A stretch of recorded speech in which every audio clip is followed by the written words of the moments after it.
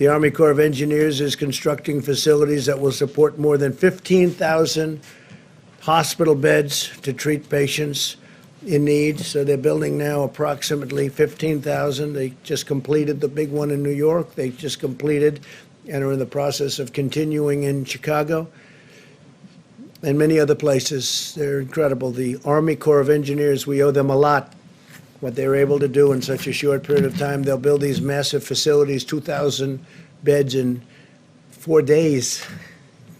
So it's really something very special. I know I was in the construction industry, and you don't see that happen very often. I want to remind governors and emergency managers that sharing real-time data with us about equipment and their needs is very important. All of their supplies, hospital occupancy is critical. A lot of the occupancy is really getting a little bit lower than anticipated, and that's good. We sort of thought that was going to happen. And we're getting along very well with the governors. This whole situation with respect to talking to us about equipment and equipment needs, giving us a little bit of lead time, so important. All the supplies, we're getting it to everybody like they never thought possible, but will ensure that we can rapidly deploy federal assets where and when they're needed, especially on ventilators. We're actually getting some ventilators back. As you know, the state of California was great. They sent some back, which they won't need, and Washington State likewise. And we have some others coming back, so we're using them in areas we need them. We are pressing forward aggressively on the scientific frontier of the medical war. The companies, I've spoke to the 4 leading, I call them the genius companies. They're doing incredibly well with respect to cures and also with respect to a vaccine that's going to protect us, totally protect us. And they have some great potential. It's going to take a little while yet, but they have some great potential, some great early results. And the governor's been working hard, and we are working hard with the governors. There's been great coordination, especially over the last little while. We're giving them a lot of equipment, a lot of ventilators, but a lot of equipment of all types. And I will protect you if your governor fails. If you have a governor that's failing, we're going to protect you. But the governors are working well with us over the last period of time. Today, in our stockpile of ventilators, and again, we need the stockpile so we can immediately move them from place to place wherever the monster hits. It's a monster. We have 8,675 ventilators right now in stock, ready to move. And we have all sorts of incredible soldiers. Our military is going to move them should they be needed in, as an example, if we need additional in New York or the New York City area. You have state, you have city, and spoke to Mayor de Blasio, and we really have a great, well-coordinated campaign with Mayor de Blasio. It's been really good. Spoke to Governor Cuomo. There's been great coordination. So if they need something, we have it. If Louisiana needs something, we have it. Same thing with Michigan, same thing with Illinois. There are certain spots that are very hot, and we'll see what happens, but we'll know pretty much. We'll have time, and we'll be able to move it. In addition to the 8,675 ventilators, we have 2,200 arriving on April 13th. We have 5,500 arriving on May 4th. These are ones that we're building for the most part. And we have, as you know, great companies building them. Ford, General Motors, GE. We have really some great companies that are doing it. On May 18th, we have 12,000. On June 1st, we have 20,000. On June 29th, we have 60,000 ventilators coming, 60. So we have a total of 110,000 ventilators coming over a short period of time. I don't think we'll need them. Hopefully we won't need them. I don't think we'll need anywhere near them. But we'll have them for the future, and we'll also be able to help other countries who are desperate for ventilators. The UK called today, and they wanted to know would it be possible to get 200, and we're going to work it out. We got to work it out. They've been great partners, United Kingdom, and we're going to work it out for them. So they wanted 200. They needed them desperately. We now have 10 drugs in active trials, with 15 more soon to follow, as well as 2 vaccine candidates in active clinical trials. We'll do whatever it takes to secure needed medical supplies and bring more production of essential medicines back to our shores. We're doing that. We're bringing them back to our shores. A lot of these companies, they went a little bit haywire. They went away from this great country and they had them produced elsewhere. So we're going to start bringing them back. I've been talking about that for a long time, not only with medical, but lots of other things. America continues to perform more tests than any other nation in the world, and I think that's probably why we have more cases. Because when you look at some of these very large countries, I know for a fact that they have far more cases than we do, but they don't report them. We've performed 1.87 million tests to date, so that's 1,870,000 million tests. Think of that, 1,870,000 tests to date. And now we're performing them at a level that nobody's ever seen before. As we announced yesterday, CVS testing sites in Georgia and Rhode Island will be using Abbott Labs' rapid 5-minute test. We're down to now 5 minutes. It's a 5-minute test so that people can get their results back very quickly. And we're actively engaging on the problem of increased impacts. This is a real problem, and it's showing up very strongly in our data on the African American community, and we're doing everything in our power to address this challenge. It's a tremendous challenge. It's terrible. And provide support to African American citizens of this country who are going through a lot, but it's been disproportional. They're getting hit very, very hard. In fact, while we have Tony here, I'd like to maybe have you come up and address that one, and then I'll continue. But if you could address that, it would be great, Tony, please. Yeah, thank you, Mr. President. We have a particularly difficult problem of an exacerbation of a health disparity. We've known literally forever that diseases like diabetes, hypertension, obesity, and asthma are disproportionately afflicting the minority populations, particularly the African Americans. Unfortunately, when you look at the predisposing conditions that lead to a bad outcome with coronavirus, the things that get people into ICUs that require intubation and often lead to death, they are just those very comorbidities that are unfortunately disproportionately prevalent in the African American population. So we're very concerned about that. It's very sad. It's nothing we can do about it right now except to try and give them the best possible care to avoid those complications. Thank you, Mr. President. Thank you very much. And Tony, I think you're going to have some pretty accurate numbers over the next few days, right? But they are they're very nasty numbers, terrible numbers. In total, 1,200 Abbott machines, Abbott laboratories have been fantastic, have been shipped now nationwide.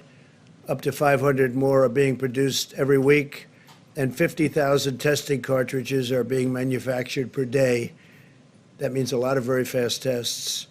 No nation in the world has developed a more diverse and robust testing capacity than the United States. We're dealing with other nations, helping them out because the testing is very tough for them, and our tests are very accurate. A lot of tests are out there, and they're not accurate at all. In fact, some of the tests, you don't have a clue what's going on. So we're working with other nations trying to get them help also. At a time when many Americans are experiencing increased stress, anxiety, and personal loss, we must also ensure that our country can meet the mental health needs of those struggling in this crisis. There are people struggling. They're struggling. And some people are getting to know each other, frankly. Some families are getting to know each other on a positive note, but there are a lot of people struggling. On Thursday, I'll be speaking to leaders and advocates from the mental health organizations all across our country. And we are going to be talking about resources and tools that we'll make available to them. They need help. And it's a big problem. When you take something where it was the most successful country in the world, still is, the whole world is shut down. Think of it, we're down to numbers that are incredible. as I said yesterday, I think it's 182 countries right now. 182 countries are under attack by the scourge, by this virus. But as we wage medical war on the virus, we're also speeding economic relief to our people. It's incredible. We just had a meeting that was absolutely incredible with the banks. I spoke with leaders in the banking and finance industry about our efforts to help American workers and employers. As of today, small business has processed more than $70 billion in guaranteed loans and will provide much-needed relief for nearly 250,000 businesses already. So we are going to be providing tremendous amounts of money to the small businesses of our country who have been absolutely clobbered. And they'll be keeping open, and they'll be paying their employees, and they'll be all set to go. We're going to have a rocket upward. I want to thank David Solomon, CEO of Goldman Sachs, Brian Moynihan, CEO of Bank of America, Gordon Smith, co-president, COO of J.P. Morgan Chase, Charles Scharf, CEO of Wells Fargo, Michael Corbett, CEO of Citigroup, Al Kelly, CEO of Visa, Michael Miebach, CEO of MasterCard, Noah Wilcox, CEO, Chairman of Grand Rapids State Bank, and we had numerous others also on the call, and I just appreciate them. We're way ahead of schedule, by the way. We're way ahead of schedule. The Paycheck Protection Program has been incredible. So based on the incredible success of the program, I'm announcing that I'll be asking Congress to provide an additional $250 billion for the Paycheck Protection, which will help keep Americans employed to facilitate a quick and full recovery. We're doing very well. We're looking very bipartisan. A lot of people want to do it. And the plan is amazing. You know, they're processing hundreds of thousands of loans. And this is the big banks that are doing it, the community banks. But the biggest banks right now in our country are doing it, and they're doing it for a lot of reasons. One of them is they want to help people. The WHO, that's the World Health Organization, receives vast amounts of money from the United States, and we pay for a majority, a biggest portion of their money. And they actually criticized and disagreed with my travel ban at the time I did it, and they were wrong. They've been wrong about a lot of things, and they had a lot of information early, and they didn't want to. They seemed to be very China-centric. And we have to look into that. So we're going to look into it. We give a majority of the money that they get. And it's much more than the $58 million is a small portion of what they've gotten over the years. Sometimes they get much more than that. Sometimes it's for programs that they're doing, and it's much bigger numbers. And if the programs are good, that's great as far as we're concerned. But we want to look into it. World Health Organization, because they really are, they called it wrong. They called it wrong. They missed the call. They could have called it months earlier. They would have known. And they should have known. And they probably did know. So we'll be looking into that very carefully. And we're going to put a hold on money spent to the WHO. We're going to put a very powerful hold on it. And we're going to see. It's a great thing if it works. But when they call every shot wrong, that's no good. We're in the midst of a great national struggle, one that requires the shared sacrifice of all Americans. In recent weeks, it's been remarkable to see so many companies and organizations and individuals, like the banks that I just told you about, biggest banks in the world. They stepped up to help small business. They're big business, small business. The small business will someday be the big business. But the small business is 50% of our economic strength. People don't realize when you add them up, but they just rose to the occasion. Everybody's rising to the occasion. It's been incredible to watch. To honor and celebrate the extraordinary examples of patriotism and citizenship, I'm asking Americans to use the hashtag America Works Together. when sharing stories of how we're all working together, getting through this ordeal in a fashion that nobody would have ever thought possible. It's been incredible, and that's why the numbers are so far much better. We want to keep it that way. If you look at the original projections, if we did nothing, it would be disastrous. If we decided to do something, we closed it down, had no choice. It was a good move. That was a good move.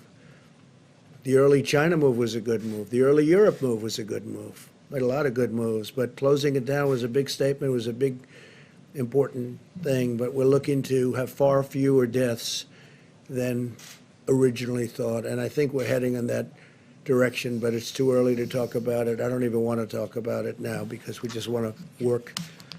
And I think that people are doing an incredible job.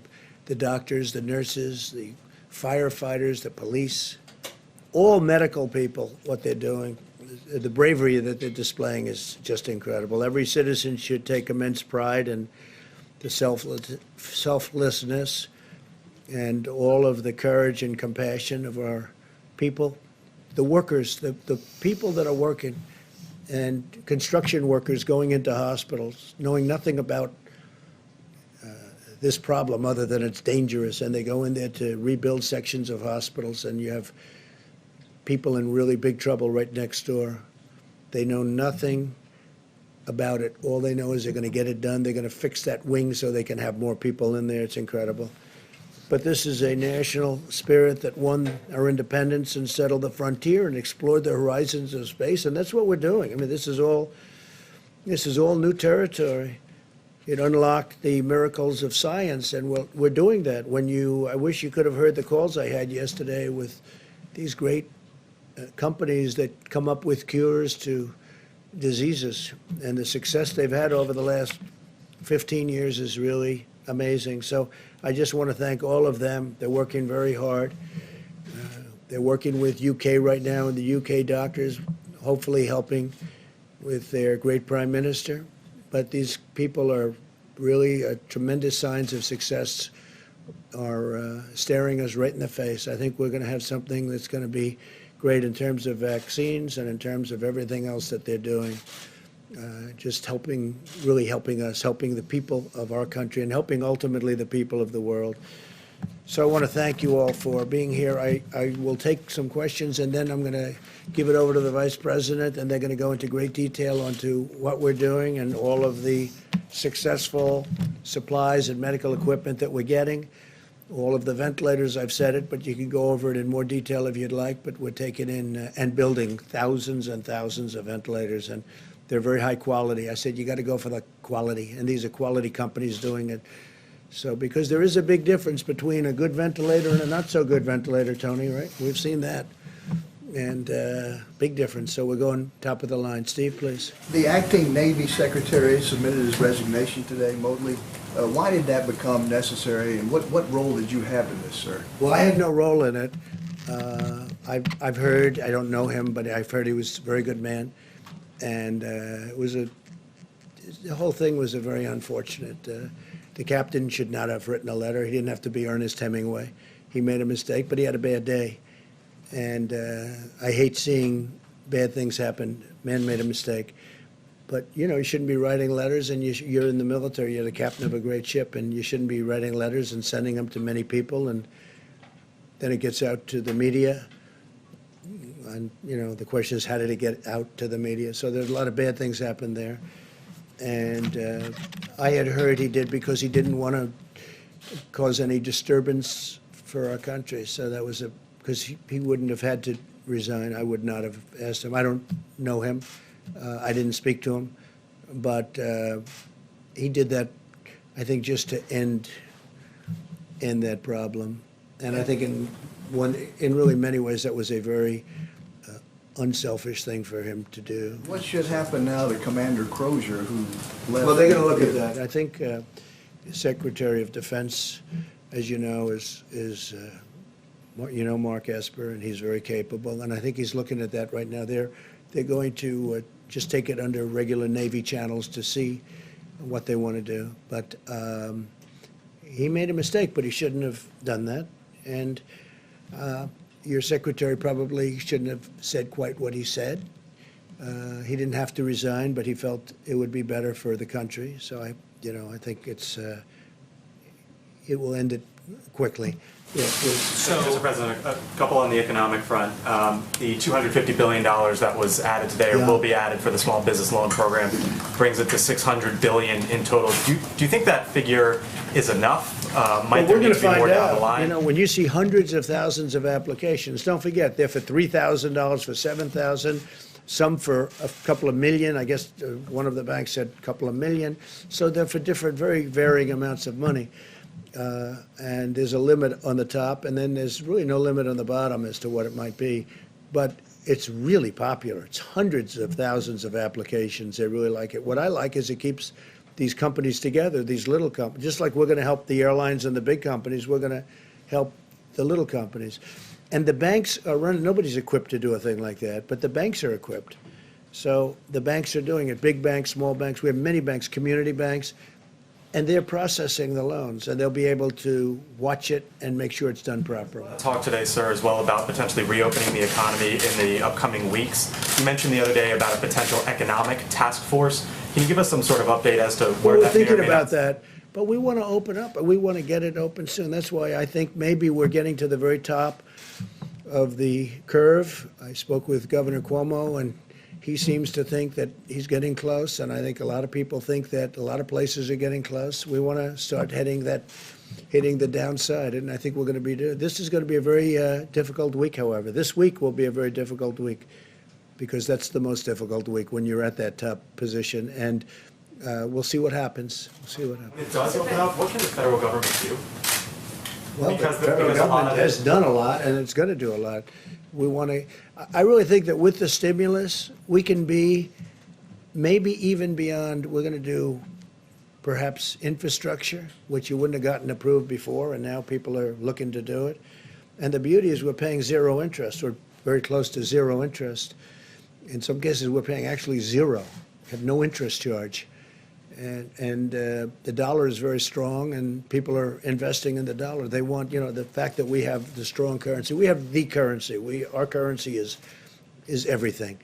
And other companies, other countries want to be in our currency. So we're getting all of the investment wanting to come into the dollar. The dollar is the strength. The dollar is the whole ballgame. We have a strong dollar.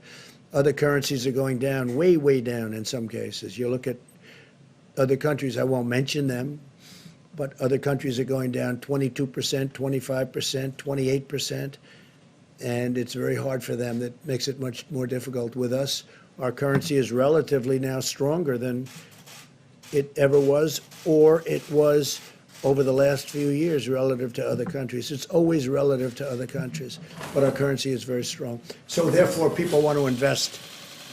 If we do a bond issue to do infrastructure, everybody wants a piece of that issue, even at zero interest. Yeah, please.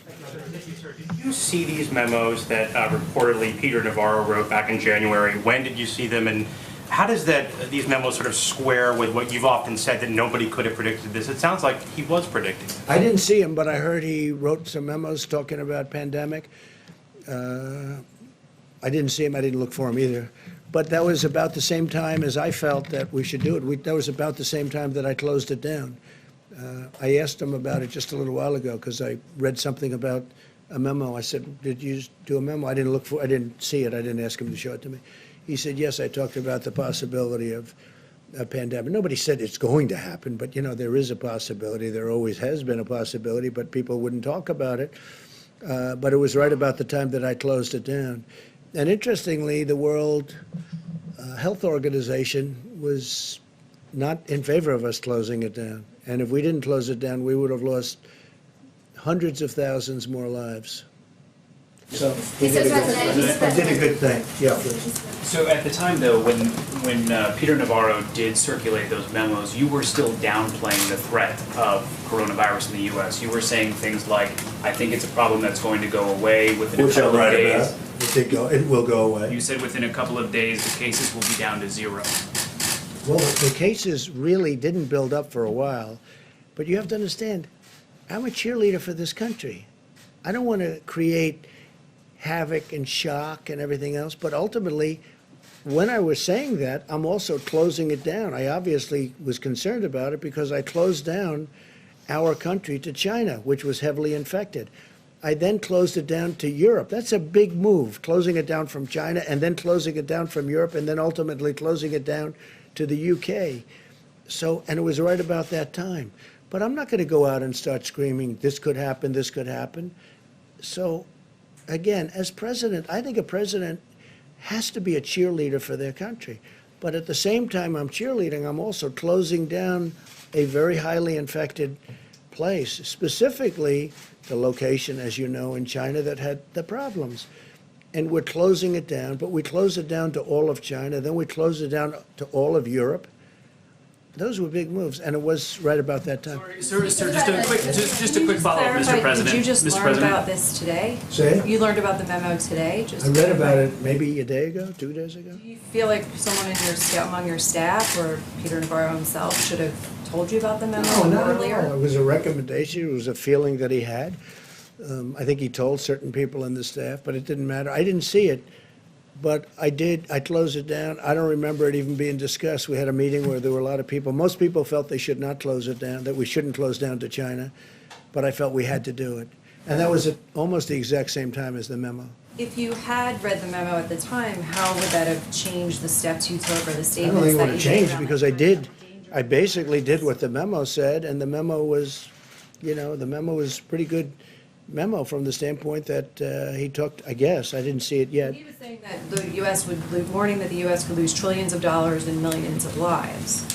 Well, you're not going to lose millions of lives, but you'll lose plenty of money. But I couldn't have done it any better because it was about the same time, and I closed it down to China. And just lastly, so you maintain confidence in him, in Peter Navarro? Of course I maintain confidence. He wrote a memo, and he was right. And I haven't seen the memo. I'll see it later on after this. But it didn't matter whether I saw it or not because I acted on my own. I guess I had the same instincts as Peter. Peter's a smart guy, and he's a good guy.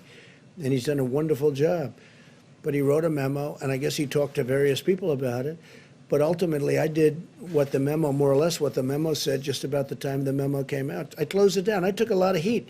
The World Health Organization was very much against. They didn't like it. They actually put out statements about it. In all fairness to Joe Biden, he called me xenophobic. Like, I don't like China. I like China. I like the Chinese people are phenomenal people. So I was called xenophobic. I was called racist. How could I do a thing like this? Now, since then, Joe said that he was wrong, and he said that I was right. But I closed it down, and I was called names by some of the morning show hosts who don't have a clue what they're talking about. They're not smart people. And I was called all sorts of names when I closed it down to China. Now they try and hide that, the tape of them saying terrible things.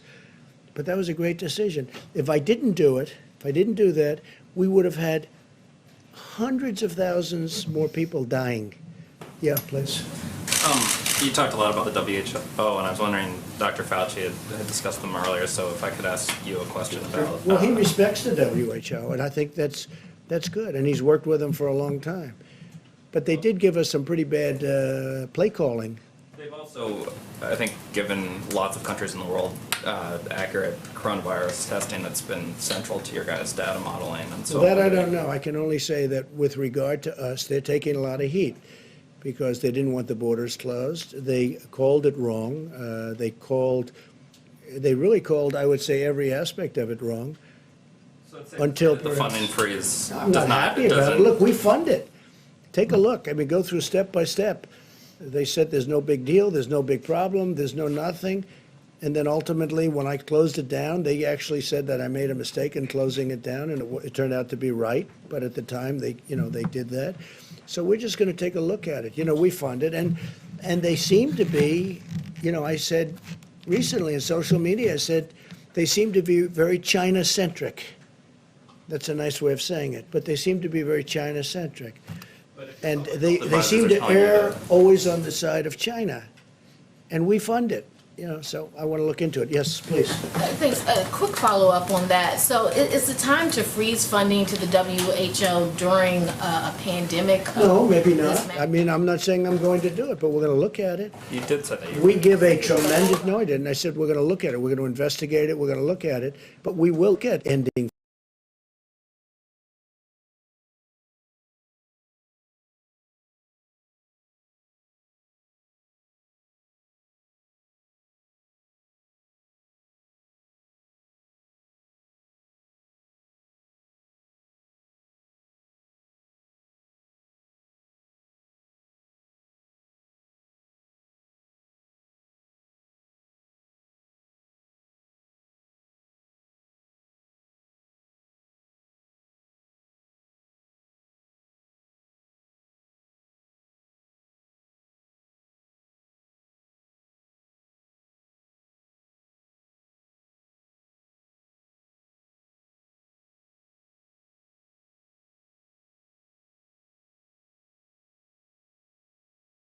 Of our country, because we're dealing with our country.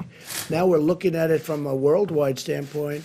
Tony Fauci is looking at it very strongly, but these numbers have started to come out, and they're very strong, and they're pretty obvious. I mean, You will you're release talking that. about. You will release that Seema, would you like to publicly? talk about that for a second, please? I think one of the things that we're going to be doing with our Medicare data is to do that analysis. We're going to look back at the last month or so and look at, related type illnesses going forward. We now have a code for coronavirus, so we can actually stratify by demographic information, so we can look at race as a factor. We can also look at what the underlying health issues are as well. So we'll be providing that data very shortly, but we will be doing that analysis. We're working on that very hard. This is something that's come up over the last, I hadn't heard this, and then over the last few days, this has come up more and more. And I don't mean by a little bit. I mean many times. It's a real thing. Now, we want to find cures. We want to find therapeutics. We want to find vaccines, because that will solve everybody's problem. But why is it that the African American community is so much, numerous times more than everybody else, and we want to find the reason to it. And Dr. Fauci, Seema, both of them, and others are working on this, and they're going to have very good, I would say in less than a week, I think you're going to have very good statistics. Couple of days. Something specifically aimed at those communities that are being hard hit, those black communities. Well, that we're are being helping hard them hit. a lot. But what's happening is we're trying to find out why is it that it's 3 and 4 times. Now, maybe that's not going to be the final number, but why is it 3 or 4 times more so for the black community as opposed to other people? It doesn't make sense, and I don't like it. And we're going to have statistics over the next probably 2 to 3 days, okay? Mr. President, In the back? Thank you. I'd like to ask a question on behalf of myself and a colleague who couldn't be here due to social distancing. Thank you. Who are you with? Who? With Hearst Newspapers. I'm the print cooler today. Thank you. Some banks are only providing Paycheck Protection Program loans to clients with whom they have existing banking relationships. And you spoke to banking CEOs today. I wonder if you'll ask them, these lenders, to accept applications from all small businesses, Sure. not just the businesses with whom they have existing Okay, they'll be doing relationships. that, but we're also working with small community banks, so they will be doing that. It's a question I've already spoken about. I mean, in many cases, they have long-term relationships with thousands of companies. I was amazed to see how many, you saw the number of applications. It's hundreds of thousands. It's a lot of work. But I did ask that question, and they are working on that. Thank you. And my second question from a colleague is Congressman Jerry Connolly, a Democrat from Northern Virginia, told the local DC CBS station that you personally requested the CARES Act stimulus bill be stripped of $25 billion for the Postal Service. Connolly claims that unless the USPS gets that $25 billion, the agency will be run out of money by June. He accuses you of hastening the demise of the Postal Service. Could you respond to that, please? I'm the reason the Postal Service has lost billions of dollars every year for many, many years. I'm the demise. This is the new one.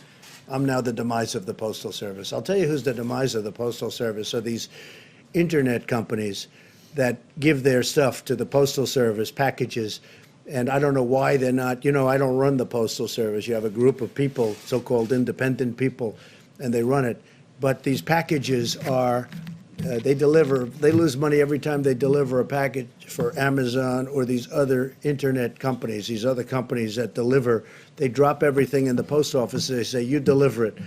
And if they'd raise the prices by actually a lot, then you'd find out that the post office could make money or break even. But they don't do that, and I'm trying to figure out why.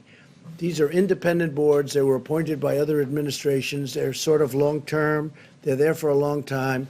And I've been talking to them also. You can look it up. Take a look.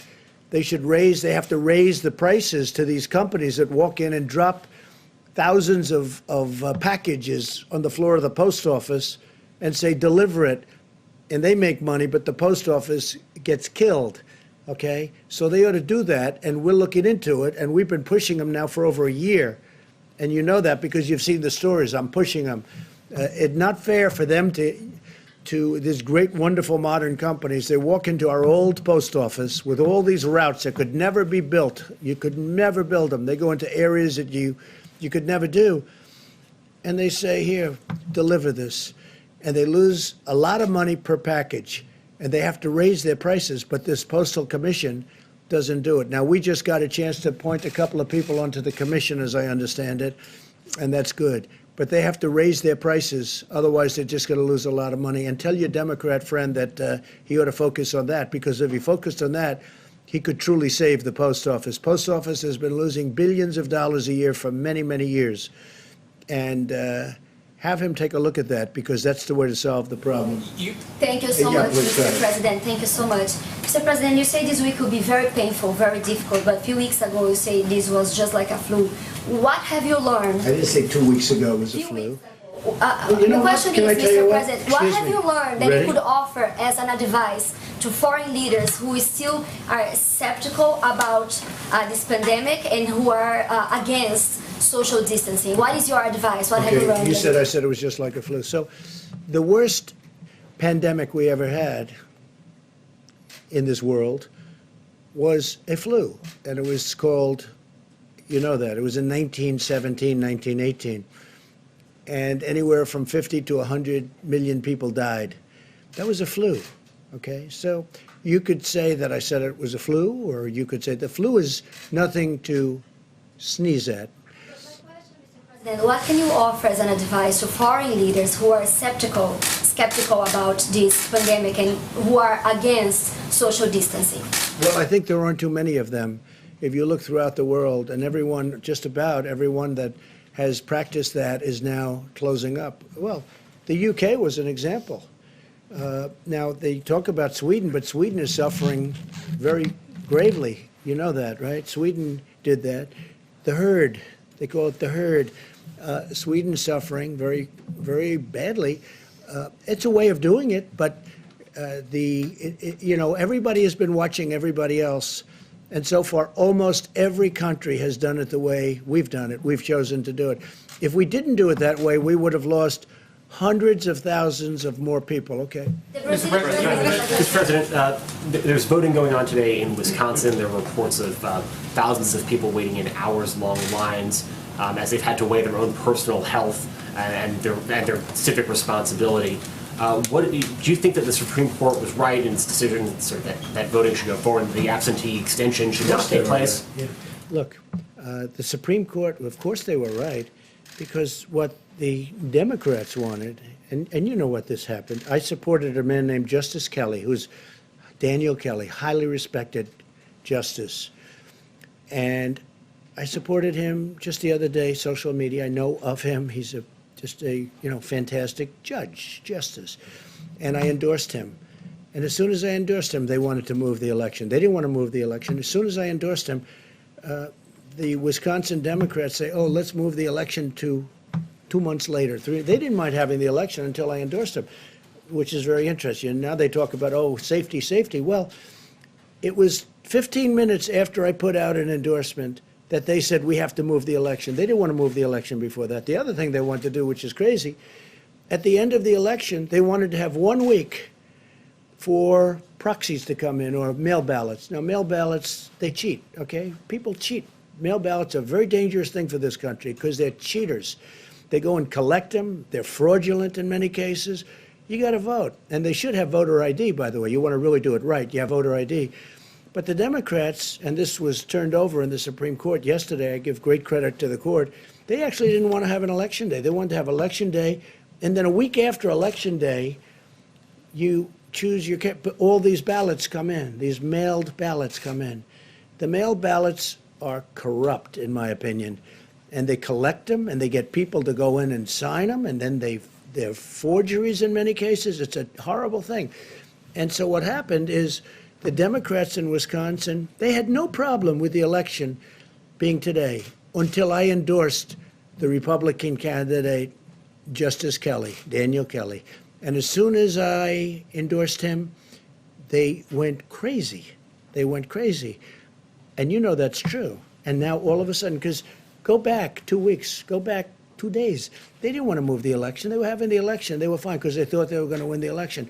Then I endorsed them, and all of a sudden they think they're not. Now I understand there are lines that go back a long way. I hope they're going to vote for Justice Kelly. Okay. Mr. President, do you think that Americans should? With millions of pills of hydroxychloroquine donated, is there a plan or system in place to track the potential side effects? Well, you saw the representative. Serious harm. So is there a plan to Is there track a plan? the side effects? The side effects are the least of it. You have people dying all over the place, and generally the side effects are really with the Z-Pack, having to do with the heart. The Z-Pack, that's the antibiotic, not with the hydroxychloroquine.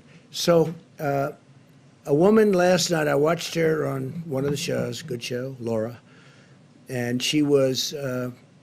She thought she was dead. She was a representative from Michigan. She was just in horrible shape for 12 days, 14 days. She thought she was dead. I think she said that her doctor said she's, it's going to be very tough.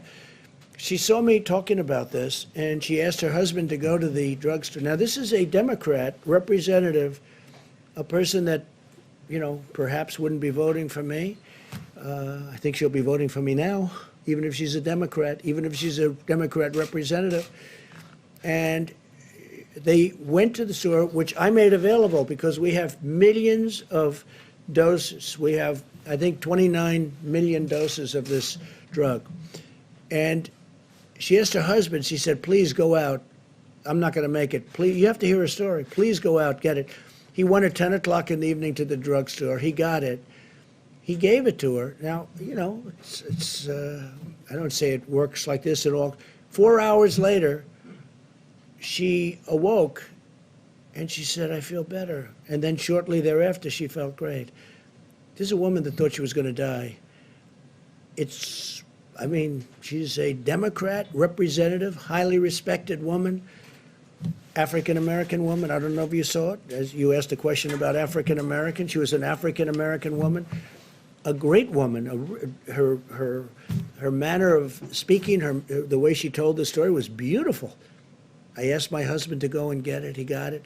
She is now okay. She was interviewed last night on television. And she thanked me. She thanked me even in a tweet. She said, I want to thank President Trump. He saved my life. Look, I don't say that happens with everybody, but that's a beautiful story. There are many of those stories. And I say, try it. Okay, please. If you're in trouble, if you're going to die, and you're going to die, you're not going to die from this pill. Now, there could be some side effects, but the side effects is really more so from the Z-Pack. Those side effects? No, doctors have to recommend it. I want doctors. I'm not a doctor. I'm just saying we hear great results. And some people say, let's go to a laboratory, let's test it for a couple of years. And we got people dying in this country and all over the world right now, not in a couple of years. They're dying as we speak. There are people dying. And I really think it's a great thing to try, just based on what I know. Again, I'm not a doctor. And I say, get a physician's approval. And they have physicians in these hospitals, great physicians, brave physicians. They also say it's good for the hospital workers to take them, that it's, keeps it away, keeps it out of your system. I don't know. But there's a lot of good examples. And, we have 1,500 case study going in New York, and it's almost complete, so it'll be very interesting to see what happens. Go ahead. Thank you, sir. Can you? But I appreciate that woman. She was great. You have to see it to believe it. The way she spoke, it was like a miracle. And this was not a fan of mine, but she's a fan of mine now, and I'm very honored by it. Go ahead. Thank you, sir. Can you talk about your decision to remove Glenn Fine from the Pandemic Response Accountability Committee? And does that move and some of the criticism you've leveled at IGs, how does the American public have confidence that there'll be oversight? Well, we have a lot of IGs in from the Obama era, and as you know, it's a presidential decision. And I left them largely. I mean, changed some, but I left them. But when we have, reports of bias, and when we have different things coming in, I don't know Fine. I don't think I ever met Fine. I heard the name. It wasn't an Obama. I heard the name. I don't know where he is. Maybe he was from Clinton. Okay, you check that out. Okay, maybe he's from Clinton. But we did change him. But we changed a number. We have about 7 nominations in, I believe. We put 7 very, very highly qualified people for the IG position. And, that's a decision that I could have made 3 years ago, and I could have made 2 years ago. But we're putting in, not so much for him, we're putting in 7 names. I think it was 7, and they're going in now. Yeah. Mr. President, when you talk about the WHO being China-centric, what exactly are you talking about? Is it because China is underplayed how many I victims don't know. they've They had? seem to come down on the side of China. Don't close your borders to China. Don't do this. They don't report what's really going on. They didn't see it, and yet they were there. They didn't see what was going on in Wuhan. They didn't see it. How do you not see it? They didn't see it. They didn't report it. If they did see it, they must have seen it, but they didn't report it. Please, go ahead. Mr. President, just turning back to the voting in Wisconsin and those long lines, who will be responsible and who should be held responsible if people get sick after they voted? Look, all I did was endorse a candidate. I don't know anything about their lines. I don't know anything about their voting. I love the state. But you also encouraged I people to won get out the and vote state. today as well. Will you take some of the responsibility if some of I those people won the get sick? state, which is rare for a Republican to do, but I won the state of Wisconsin. I'm going to win it again because we've been great to the people of Wisconsin, as you know, with our policies, and they like me and I like them. But all I did was endorse a candidate that's highly qualified, very respected person, and all hell broke loose as soon as I did that. And then all of a sudden they want to change. Before I endorsed them, they didn't want to change this voting area. There was no problem with the Democrats voting until I endorsed the candidate. Then they said, let's move it 2 months. Let's move it 3 months later. Safety, safety, safety, right? All of a sudden they want safety. Well, before I did the endorsement, they didn't talk about safety. It was fine for months. For months, it was fine. It was always going to be. And now I endorse, and they want safety. So, that sounds... Thank you. Just to follow up on that, how does the election, them holding this election in Wisconsin line up with the social distancing recommendations that have come from your Well, there you have administration? to ask the people that you have a Democrat in Wisconsin as governor. Ask him. That's his problem. Okay, he should be doing it. Again, some governors fail, and I won't let them fail because when they fail, I'll help. But that's run by Democrats right now. Okay? It's run by Democrats. You had a great Republican. Is it possible to socially distance when you're voting? You're going to have crowds. You have to speak to you're the gonna have governor. What you should do is call the governor of Wisconsin and ask him that question. But also ask him, how come it was okay to do this until I endorsed the candidate? And as soon as I endorsed him, these lines are formed, and I hear, Mike, the lines are through the roof. So, hopefully they're going to vote for the right candidate. Yeah, please. Mr. President, can I just check in on oil again today? I was wondering if... Oil? Yeah. if Where there's- is it today? Well, I was wondering if you... No, where's the price? Give me the price. I'm not sure, to be honest. How can you ask a question when you don't know the price?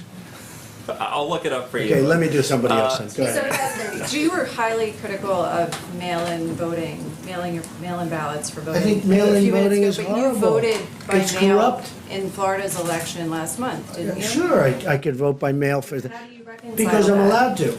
Well, that's called out of state. You know why I voted? Because I happen to be in the White House and I won't be able to go to Florida to vote. the But let me difference just between say, mailing within well, there's a state or big mailing difference outside the between state? somebody that's out of state and does a ballot and everything sealed, certified, and everything else. You see what you have to do with the certifications.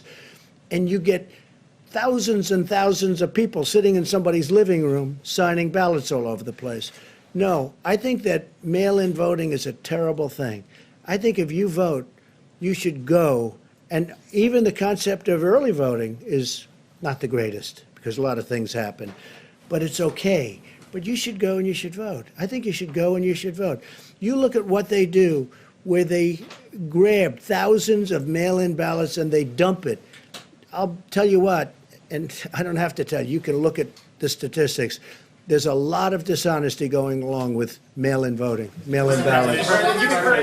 You've encouraged state officials to buy their own medical equipment. The federal officials are kind of swooping in and scooping up those orders. How are you ensuring that it's being distributed fairly? And is Well, there we're more getting great prices on equipment. We're getting great prices on equipment, and we're helping the states.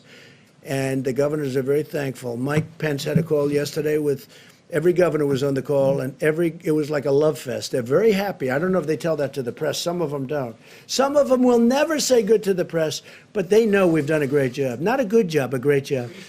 Because state officials are widely No, saying no, I that. think sometimes it does. And what we say is, let us know, and we will immediately drop out of the bidding. Let us know, and we do that, and we drop out. Sometimes we tell them to drop out because we've got a good price. And then we'll deliver it to them. How do you ensure it will be fairly distributed? Yeah, go ahead, behind, please. Go Yes, ahead. thank you, Mr. President. No, not you. In front, please. Some states have had trouble with getting accurate death counts, particularly because of lack of testing or no uniform. Did you see death counts? Yes, because of lack of testing and no uniform system to put that into. When you say death counts, I think they're pretty accurate on the death count. Somebody dies, I think the states have been pretty accurate. No testing. That's a big deal, what you're just saying. No, the death counts, I think they're very, very accurate. I do say this, I think if you look at China and if you look at some of these very large countries, when you talk about cases, number of cases, I would be willing to bet they have more cases than we do, but they don't do the testing like we do.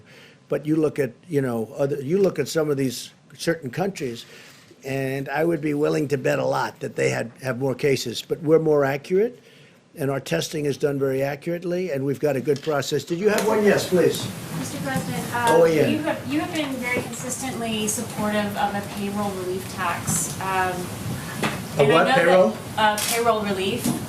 Now, I know you're still busy trying to implement Right. phase 3, but as we move towards phase 4, Yeah. are there still obstacles to that? Because that would put money in American pockets, like Yeah, consistently. you're right. I would love to see a payroll, good questions. I would love to see a payroll tax cut. And I think on behalf of the people, it would be quick. Now, it's a longer term, it's a longer time because it's over a period of a year or whatever you want to make it. But I would love to see a payroll tax cut. There are many people that would like to see it as a permanent tax cut, payroll tax cut. Stopping it from. Well, the Democrats right now are stopping it. What are their reasons? I don't know. I don't know. Maybe they think it's good politics to stop it. But you'd get a lot of people, a lot of money immediately. The payroll tax cut would be a great thing for this country. I would like to have it regardless of this, but this would be a fantastic time to have the payroll tax cut. The Democrats are stopping it, but I don't think they're, I think there's a certain flexibility. I think it's something that we should do, both for business and the people. But this would get money into the hands of small business immediately, money in the hands of people, the workers and people immediately, and it would be over an extended period, and it would be simple to do. It's so easy to do. It's a great tax cut, and I'd love you to speak to the Democrats, and let's get it done. So I'm going to give this now to Vice President Pence, and they're going to go over some very good statistics with everybody, and we'll have a couple of answers on that, because we're working very hard on the African-American community with respect to what's going on, because it's not good. I don't like it. And we're going to have some very good statistics, Tony, I think, over the next couple of days. So thank you all very much. Thank you.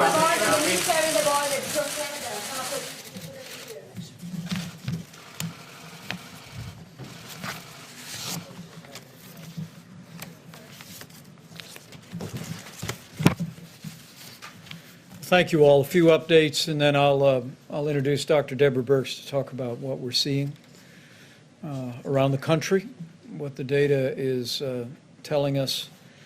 But suffice it to say, as the President said, several times. This is a very tough week in America. And our hearts go out to all of the families that have lost loved ones to the coronavirus. But I know I speak for the entire White House coronavirus task force when I say our hearts are with the people of the greater New York City area today. As we stand here today, in the midst of heartbreaking numbers of losses in New York City, I also want to assure the American people that there's reason for hope. As Dr. Birx will enumerate in just a few moments, despite the increase in losses, as Governor Cuomo articulated today, hospital admissions continue to decline.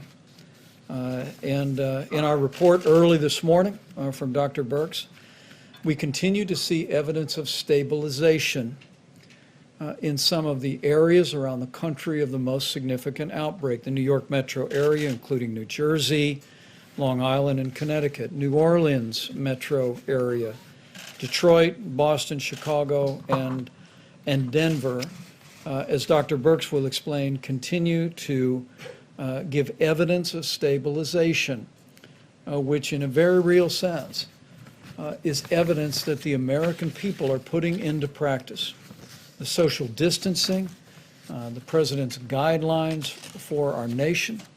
And for that, as the President said earlier today, we thank the American people.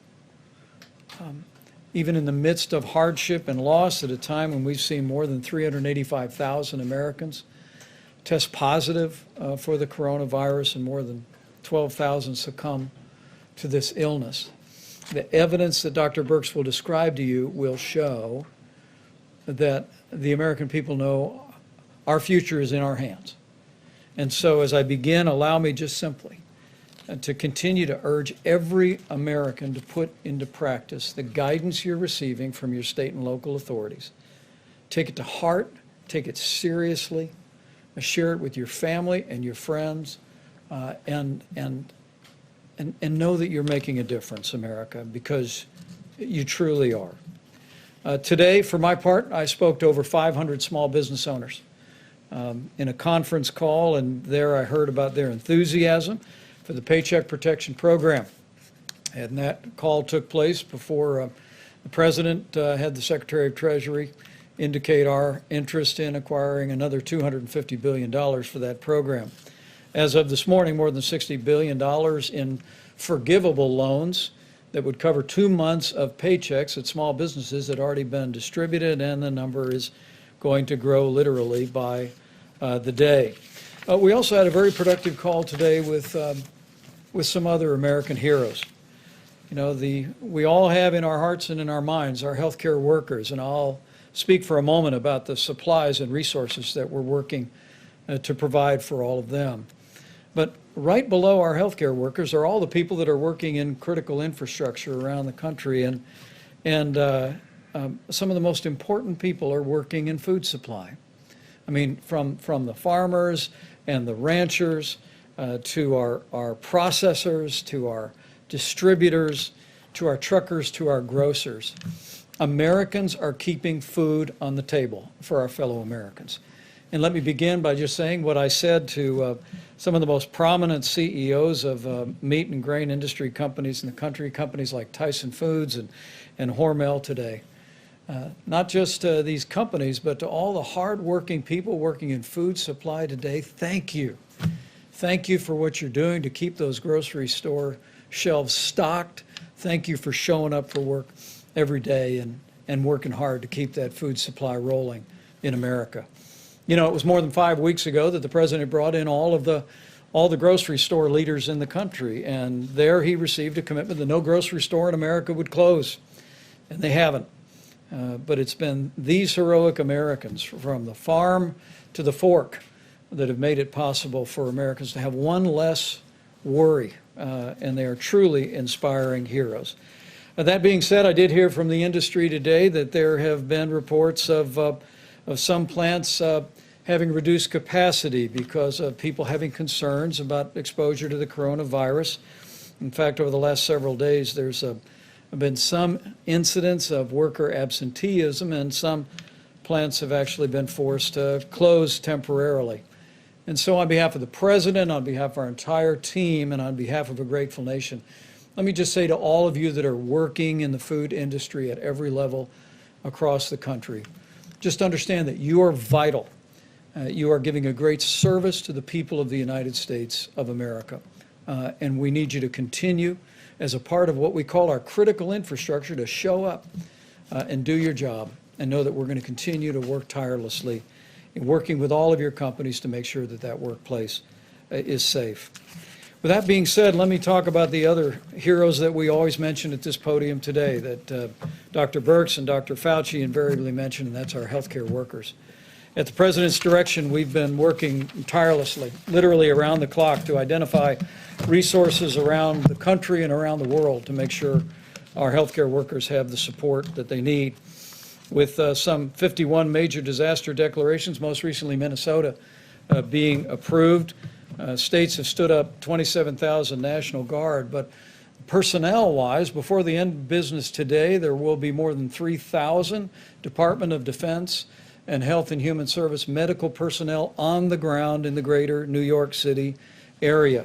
And those people will be redeployed once that region of the country moves through the coronavirus epidemic in that area. And we salute those extraordinary patriotic Americans for stepping forward to bring real relief to our healthcare workers. With regard to equipment, Admiral Polovchek reported to the task force throughout the course of the day today that we have continued to distribute ventilators across the country. We're sending additional ventilators from the Strategic National Stockpile. Maryland will receive 50 ventilators. Delaware will receive 50 ventilators. And that will leave more than 8,400 ventilators still in the national stockpile. One correction from yesterday. After our press briefing yesterday, FEMA made a different decision with regard to what the state of California generously made available. And the ventilators, some 500 ventilators that we again want to thank Governor Gavin Newsom and the people of California for donating to our nation's efforts. 100 of those are being deployed to New York, 100 to New Jersey, 100 to Illinois, 50 to Maryland, 50 to Washington, D.C., 50 to Delaware, and 50 to Nevada. With regard to the remainder of what we call personal protective equipment, again, we've been literally leaving no stone unturned anywhere in the country or anywhere around the world. And as Admiral Polovchek described just a couple of days ago, we've established not just an air bridge, but a control tower system modeled after military logistics out of FEMA. And while FEMA is acquiring a small portion of what's being acquired, 90% of the supplies are being routed directly into our massive distribution system. And FEMA is using the data that Dr. Birx provides to target those resources to the areas most in need. I asked them to break out a few details about resources that just in the last 5 days have been distributed, and I hope it's an encouragement to healthcare workers all across these regions and around the country about the efforts that are being made to make sure they have what they need. You can see the New York metro area, including New Jersey, just in the last 5 days, more than 6 million N95 masks, more than 6 million surgical masks. When Governor Cuomo and I last spoke, he told me there was a real challenge for medical gowns in the New York City area and in New Jersey as well. And 2.8 million gowns were distributed to that region as well. Going next to New Orleans, where again, while we see some encouragement, challenges remain in that community. Some 837,000 N95 masks for healthcare workers, 165 surgical masks, other items including almost 6 million gloves have been distributed. Detroit continues to be a real focal point. We're working closely with Governor Gretchen Whitmer as well as Mayor Mike Duggan to meet the needs of healthcare workers in Detroit. Just in the last 5 days, 1.6 million N95 masks have been routed into the healthcare system in Detroit, nearly 700,000 surgical masks, and 24 million gloves, just as a portion of what's displayed. And in the Chicago metro area, which we continue to focus on each and every day, more than 1.7 million N95 masks have been routed into their healthcare system, 900,000 surgical masks, 25 million gloves. I share these details in the hopes that healthcare workers looking on will be encouraged. At the President's direction, we are making every effort to make sure you have the resources you need to do your job, to do it safely, and to go home safe to your family, even while you provide that extraordinary and courageous care that our healthcare workers are providing literally around the clock in the midst of the coronavirus challenge. The last slide is just the cumulative numbers that we have distributed, and I'm happy in a few moments to answer any questions about that. Again, the system that we have in place is one that is essentially infusing our major distribution networks with millions of items, and then FEMA is directing on a day-by-day and oftentimes hour-by-hour basis where those resources are most needed. And we'll continue to do that as the coronavirus makes its way through these communities and through communities that are very much on our watch list today. Let me just lastly say that, again, I want to thank the American people for stepping up and doing your part. We continue to be overwhelmed with one story after another, where people are doing social distancing, where people are looking after one another, where they're checking in with a phone call to an elderly friend, a family member, to make sure they're okay. I mean, we are on the front end of 30 days to slow the spread. And I will tell you, as a non-scientist up here, that I see glimmers of hope in the early numbers that we're seeing come out of the greater New York City area, New Jersey, even New Orleans and Detroit and Chicago. There does appear to be, as Dr. Birx will explain in more detail, there does appear to be evidence of leveling, evidence of progress. But this is exactly the time for all of us to redouble our efforts to do everything each and every one of us can, not just to protect our own health and that of our family and our loved ones, but to do our part to ensure that we lessen the impact of the coronavirus on America as a whole, but even more importantly, that we lessen the impact on lives by ensuring that we do our part to make sure that no one that is vulnerable is unnecessarily exposed to this virus. With that, let me yield to Dr. Birx and then Seema Verma and Dr. Fauci, and we'll take all your questions. Thank you, Mr. Vice President. So hopefully you can see from those numbers that we've taken a data-detailed approach, really bringing the power of granular data to the supply chain and moving supplies based on really what you would call burden of disease and need. If I could just start out by not just going to the numbers at the beginning, but really talking to the community of health advocates, to the community that works on the social determinants of disease and the communities of the historic Black colleges and universities. We really need to improve messaging, and I'm asking them to help us increase the messaging around this. We don't want to give the impression that the African American community is more susceptible to the virus. We don't have any data that suggests that. What our data suggest is they're more susceptible to more difficult and severe disease and poorer outcomes. And we really need to make sure that every household is aware of what it's going to take to protect the individuals in that household that have pre-existing conditions. We could call on the indigenous nations, the real tribal leaders, to also be working very closely to protect the elders of their communities. We know this is more difficult in multi-generational households, and it's really going to call for really unbelievable attention to details of hand washing and protecting others from each other, particularly if you don't feel well. This is really a call to action to the communities to make sure that we get messages appropriately out there so that everyone understands what it's going to take for us all to protect one another. And we know it can be done because we can see these changes. I wanted to go through the numbers at a high level so you understand why particularly these supplies went to these areas to begin with. We talk about attack rates or the cases per population. So in the New York, as a state, they have 7 cases per 1,000.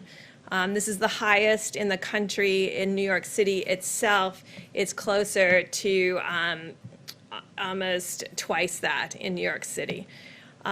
New Jersey is 4 per 1,000, Louisiana 3 per 1,000, Massachusetts 2 per 1,000, Connecticut 2 per 1,000, Michigan 1.5 per 1,000. The District of Columbia in the Baltimore area now 1.5 per 1,000, and we're watching them very closely. Pennsylvania 1 per 1,000, but we're concerned about Philadelphia. What is allowing us to move supplies based on burden of disease and need is the extraordinary West Coast that has had very low numbers, from Washington that was less than 1 per 1,000, California that is less than 0.5 per 1,000, and Oregon that's even less than that. And it's those states where there's large populations, because of the enormous work that they're doing to prevent expansion and spread of the virus. It's allowing resources to go to these states and these communities and these counties that need more support. And so this kind of data analysis is allowing us to make very intelligent decisions about need, but also really understanding what's happening across the country in the development of the curves, as you have heard about. And so we do see, and I know you heard me caution that over the weekend sometimes there's decreased case reporting, and so there were increases in a series of communities on Monday. We're seeing that stabilize again, and when you look over 3 days, you're starting to see that we may be actually in a series of communities outside of New York and New Jersey and Connecticut creating a much flatter graph. A much flatter curve. So you saw New York and the increase, and then you saw, we're hoping, as Governor Cuomo and the mayor has described, that they're getting to a steady state where the next outcome is going down. But we see across the country, in Detroit, in Chicago, some real, not this extreme going to 7 cases per 1,000, but really staying in the more 2 cases per 1,000 and a different curve parameter then, and it really shows the amazing activity of every American in those cities to really ensure that there's social distancing, and really importantly to ensure there's less socialization between households, and really ensuring that the household really remains independent and protected, and not really at this moment going out into the community or socializing anywhere but a virtual way on computers, by Zoom, by FaceTime. And I think we can really see that in the data, and it's really given us great heart. I want to finish by really talking to my laboratory directors, because you're extraordinary and you've done an amazing amount of testing. Those nearly 2 million tests that we're getting to, those were all done in the last 2 to 3 weeks. But we do have excess capacity. So if all the lab directors could look in their laboratories, if they have an Abbott M2000, if they could get that up and running, we could double the number of tests that we're doing per day. That is a high throughput. The machines are throughout the United States. There's hundreds of them. Right now, about 80% of them are idle. We're going to have a call with the laboratory directors of these laboratories to really ensure this is an automated, robotic situation that they can run. There's over 1 million tests sitting. Test kits sitting, ready to be run. We have 5 platforms of tests. This is one of our really high volume platforms, like Roche, and we're really calling on them to really increase that capacity so that we can do not only increased diagnostic testing, which I think we're doing quite well right now, but also increasing the ability to do more healthcare workers, first responders, community testing, and surveillance. And then finally, you will see, and you've heard about it happening in the UK and other places, There's a series of antibody tests out there that have not been validated. We're working right now very closely with a series of companies that know how to make these tests, that have made these tests for us for decades, for HIV, for a rapid test. They're working on that technology to bring that quality of test, which is in the 90+% sensitivity and specificity, to the American people for antibody tests. But until we get those, if you see them on the internet, do not buy them until we can give you a test that's reliable for all Americans. And we are working very hard to have that happen and bring that to the American public. Some of the tests that may be available on the internet may have very low sensitivity and specificity and give you a false reassurance that you either give you a false positive or a false negative, implying that you may be protected. So please wait until we have those tests available and validated. People are working around the clock to make those available to the American people. We all understand how important that is because you've heard us talk about asymptomatic cases, and we really want to know how broad that is and how common that is. And so in places like New York City, where I described that they had a 7 per 1,000, sometimes 2, 3, and 4 times any other place in the United States, being able to know what the number of people who never had symptoms but do have a positive test would be really critical at this point, particularly as we plan for any reoccurrence in the fall or in future seasons. Thank you. Great. And we have Seema Verma, Center for Medicaid and Medicare Services, will discuss what we've done to support hospitals. As we support healthcare workers, we want to make sure the institutions that are providing the environment for care are well-financed, and she's got a couple of funding streams, and help is on the way. Seema? Thank you, Mr. Vice President. And let me just start with echoing the President and the Vice President's comments about our condolences to all the people out there that have lost somebody to the coronavirus. And also, sincere appreciation and thanks to all our healthcare workers that are on the front lines. But we know that it's the impact on the healthcare system isn't just those frontline workers. Healthcare organizations across the nation are having increased expenses. They're having to spend more on supplies. You're seeing all of the supplies that are being sent to them, and that's having a direct impact on their bottom line. Many of them are also having increased expenses because they're taking advantage of some of the flexibilities that we've given them. Hospitals without walls, they're putting, you may see tents out in their parking lots where they're doing testing or screening, so they have a lot of increased expenses as well. Other healthcare organizations are not performing essential surgeries or other services. A lot of them are moving to telehealth, and that represents lost revenue for these healthcare organizations across the country. And so the President has asked us to address this issue. About 10 days ago, we put out something called accelerated payments that we do in the Medicare program, and it allows us to advance payments to providers based on their historical Medicare revenues that they receive. So just in 10 days, we've been able to provide payments to providers. We had about 25,000 requests. We've processed about 70% of these. It's happened in about 5 days, and the total on that is about $34 billion that we've managed to put into the healthcare system. But those are essentially loans. The President has asked us to go further with this and to start the implementation of the CARES Act. That provides $100 billion to the healthcare system. You've heard Secretary Azar talk about the focus on some of those dollars going towards the uninsured, but the President wants us to accelerate getting those dollars out. And so this week we will be putting out another $30 billion, which are grants. This is going to be based on Medicare revenue. There are no strings attached, so the healthcare providers that are receiving these dollars can essentially spend that in any way that they see fit. Also, this is going to be done in a very easy, simplified way for many of our healthcare providers. We actually do direct deposit with them, and so those dollars will just go right into their bank accounts. For other providers, all it's going to require is some very simple registration, and we'll be able to give them that money as well. So we're expecting that to happen this week. The other thing to note is that this is not a first-come, first-served basis. Because we are basing this on their Medicare revenue, they will get these dollars. So even if it takes a few days, there shouldn't be any panic in the system as well. The other thing to recognize here is that our priority was on getting these dollars out as quickly as possible. We heard that from the many healthcare providers across the country that weighed in on this. They said the most important thing was to get these dollars out as quickly as possible. But we recognize that in terms of getting these dollars out, because it's based on Medicare revenues, there are providers out there, pediatricians, children's hospitals, OBGYNs, even our nursing homes, that a lot of their revenue comes from other sources, Medicaid or other payer sources. And so those organizations will be addressed in the second tranche of funding, and we'll have a priority for these organizations and these types of healthcare providers.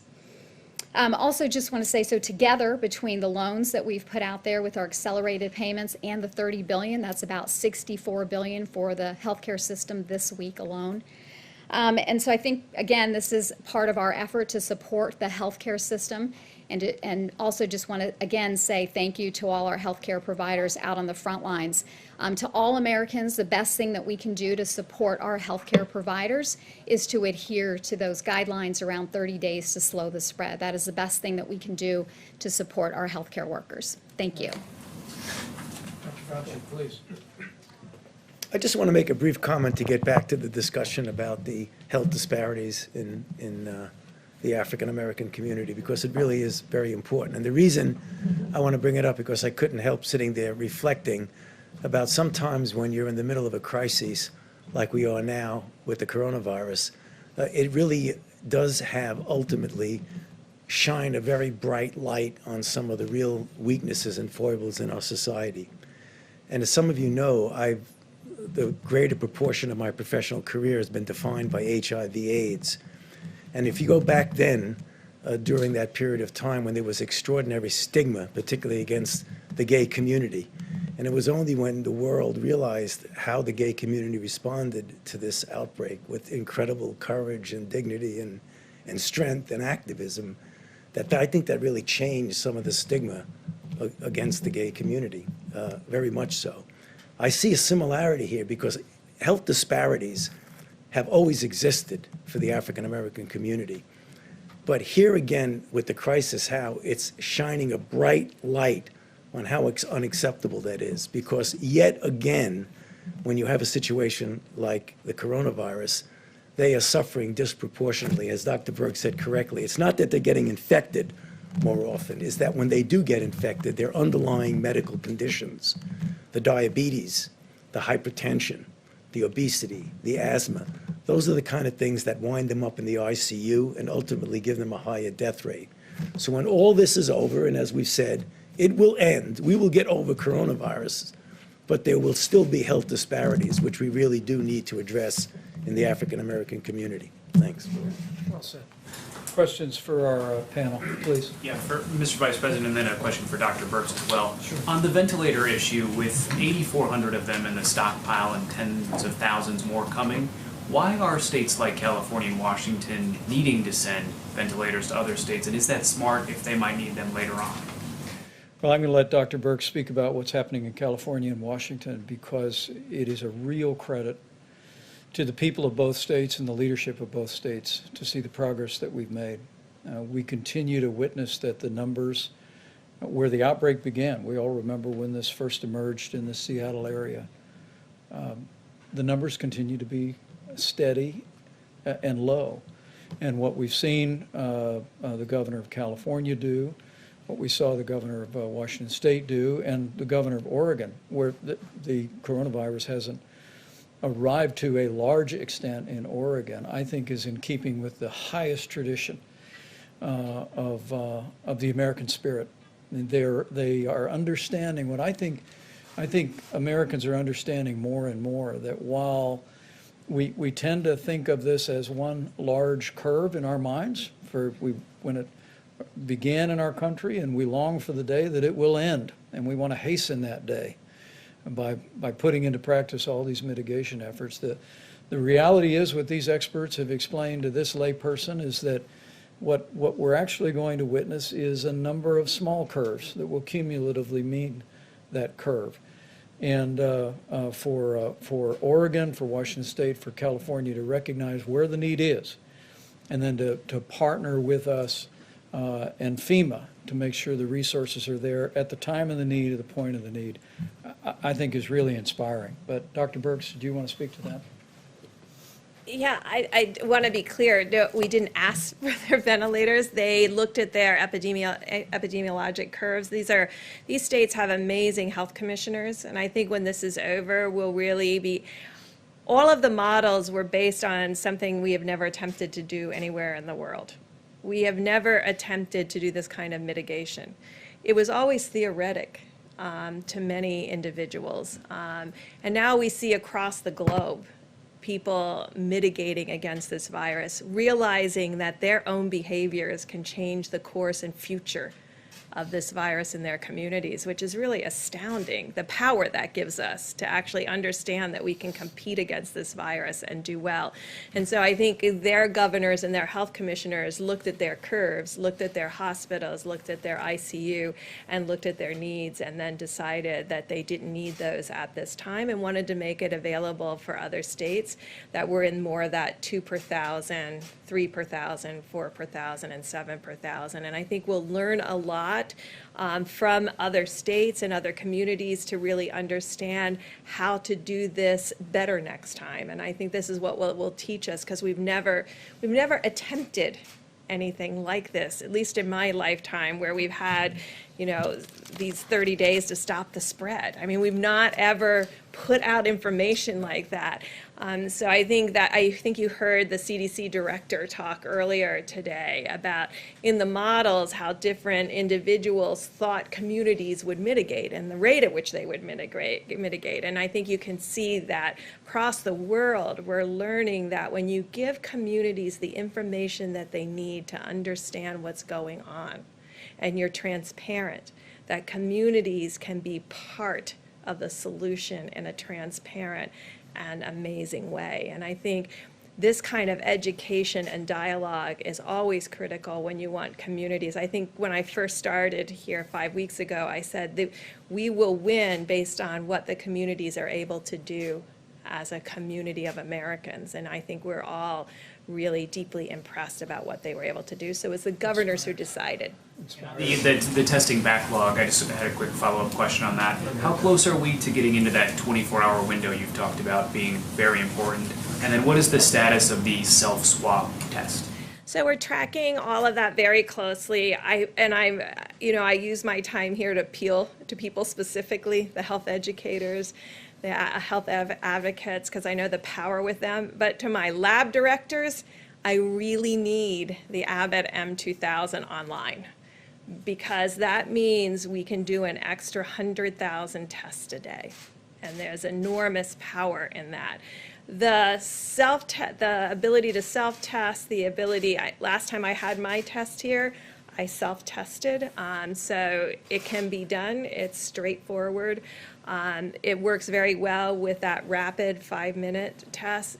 But what we now have to create, and I know that's always difficult because everybody wants one of something, we now have to create a mosaic that brings together where we know every single machine is in the United States, where our gaps are, and then align resources with need and gaps in the testing, and ensure that we have the right laboratory test for the right community. So you can see there would be communities, particularly the Indian Health Service or rural communities, where that Abbott ID Now kit could be incredibly helpful, because otherwise they're shipping it all the way to a capital, maybe 3 states away, and that's going to add 2 or 3 days to the wait time, which we're trying to get away from. The backlog, 2 or 3 days, or what would you? It varies state by state, and we'll be talking with all of the states about really changing how we do testing in the community to really ensure that we're testing optimally. Because right now we have still focused very much on hospital diagnosis because we know it will make a difference in treatment. So these major laboratories are still putting drive-through tests at the back to all the hospital tests.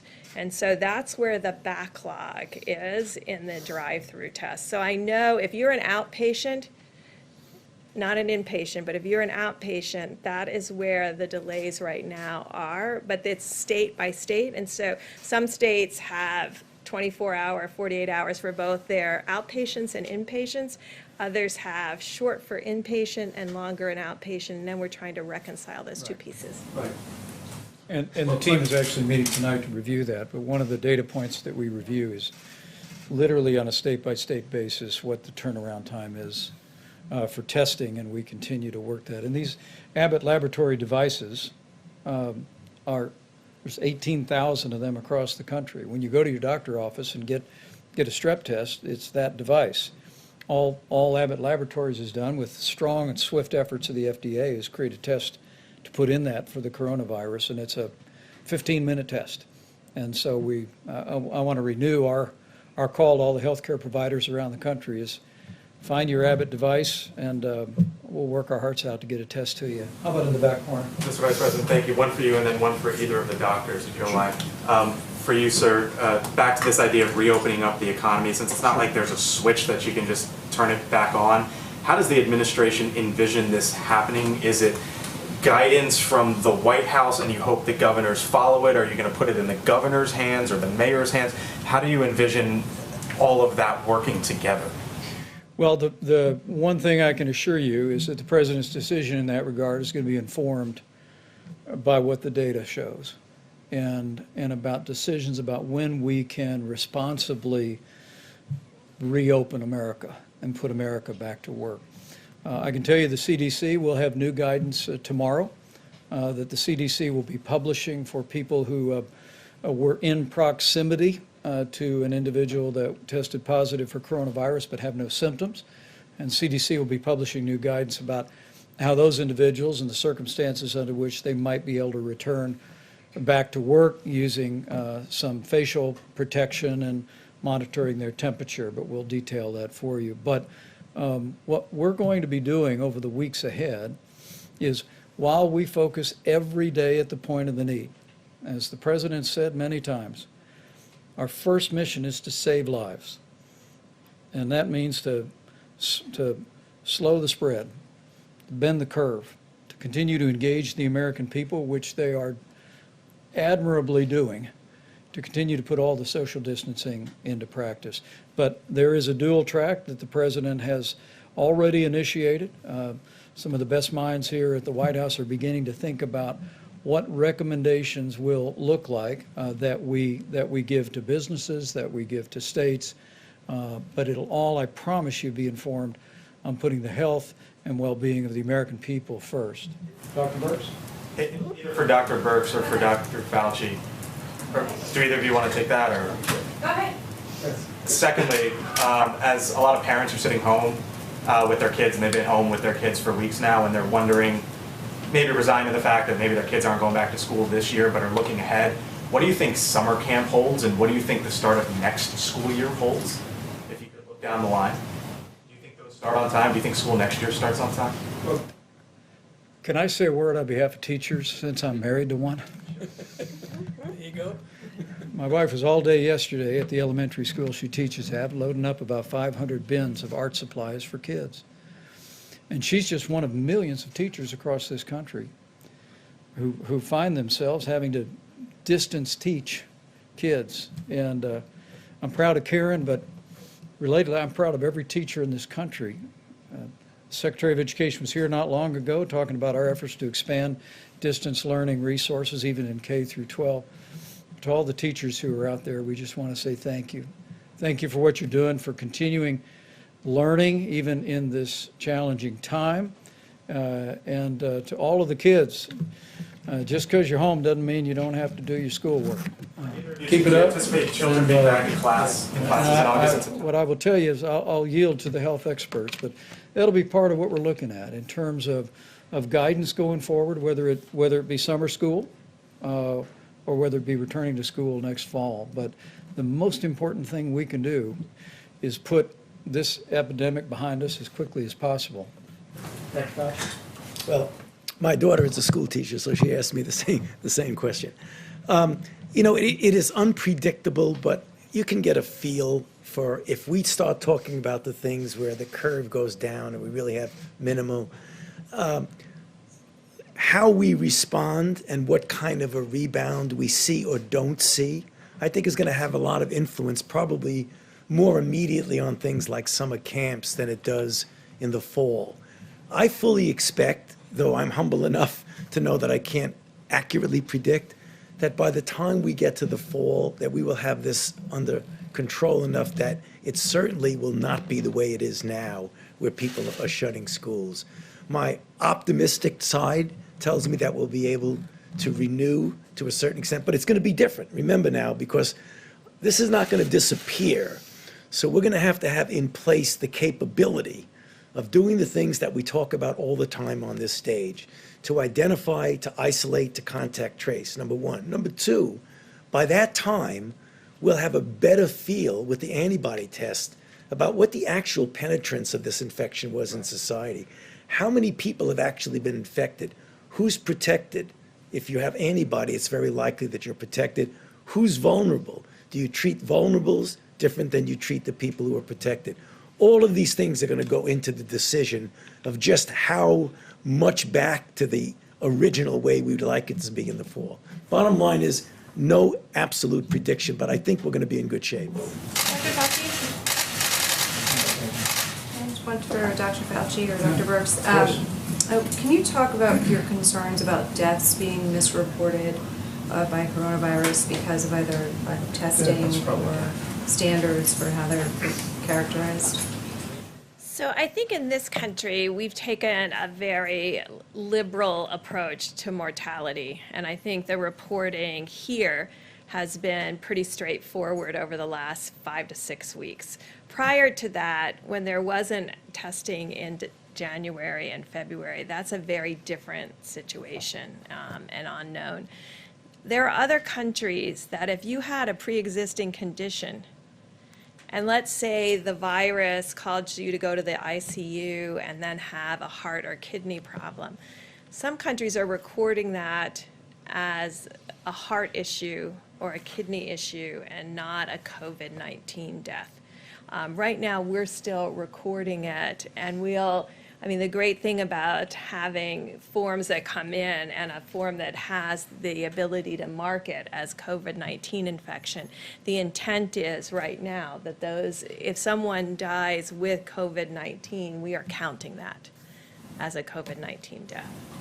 Can you be sure, you hear from coroners that that's not necessarily the case. Are you sure, how can you be confident about that? And is there any concern that it skews the data that you're trying to collect in terms of projections and things like that? Well, I think that would apply more to rural areas that may not have the same level of testing, but I am pretty confident in New York City and New Jersey and places that have these large outbreaks and COVID-only hospitals. I can tell you they are testing.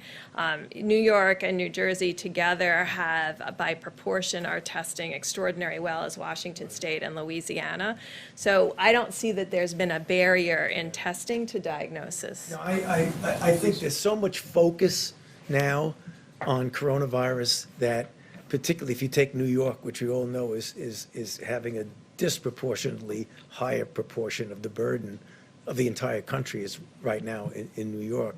I can't imagine if someone comes in with coronavirus, goes to an ICU, and they have an underlying heart condition and they die, they're going to say cause of death, heart attack. I cannot see that happening, so I don't think it's going to be a problem. How about one more? A question for Dr. Fauci on the virus hitting Black communities the hardest. These numbers are staggering. Louisiana and other states are reporting 40 to 70% of deaths are African Americans. Do you expect that pattern to continue nationwide? Some states have not even reported their data yet. I can't be confident to predict patterns, but the underlying reason why that is happening doesn't change from state to state. So you expect it to get worse? No, I expect that when African Americans get infected, given the disproportionate disparity of the underlying conditions that lead to complications like the ones I mentioned, I expect that we will still see the pattern that when you look at the proportion of people who get into serious trouble and die again, it's going to be disproportionate towards the African Americans. I do expect that. And is the federal government now leading the charge in collecting this information from the states, and when will it be made public? Yes, the answer is yes. It will be public as soon as you get enough data to be able to make a meaningful statement. So can we expect this week or a couple of days? The task force has assigned that to several members of the team. We're assembling that data now. It is a great concern for us, and but it's probably a good reminder that we have to be especially careful around people with serious underlying health conditions. As we've said it many times from this podium over many weeks, that the risk of serious illness from the coronavirus remains low for the average American. But for anyone from any community that has a serious underlying health condition, particularly senior citizens with serious underlying health conditions, the risk of tragedy is very real. And so we're going to be very diligent about studying this and providing information and guidance in accordance with our best scientists. But I do want to say to each and every American, the President's coronavirus guidelines for America about wash your hands. If you're sick, stay home. If you can work from home, if you're not in critical infrastructure like our incredible healthcare workers or all those heroic people working to keep food on the shelves at our grocery stores and keep medicine at the pharmacies, we ask you to work from home if you can. Avoid unnecessary travel. Avoid gatherings of more than 10 people. Use a drive-through at a restaurant. Don't go in the restaurant. Not just to protect your health, but to protect those of every community, of every background in this country who may have underlying conditions that make them susceptible to tragic outcomes. That's how we can all do our part to slow the spread and to protect our most vulnerable. And the American people are doing it, and as we continue to do that, we will hasten the day that we put the coronavirus in the past and we reopen America and put America back to work. Thank you all. We'll see you tomorrow.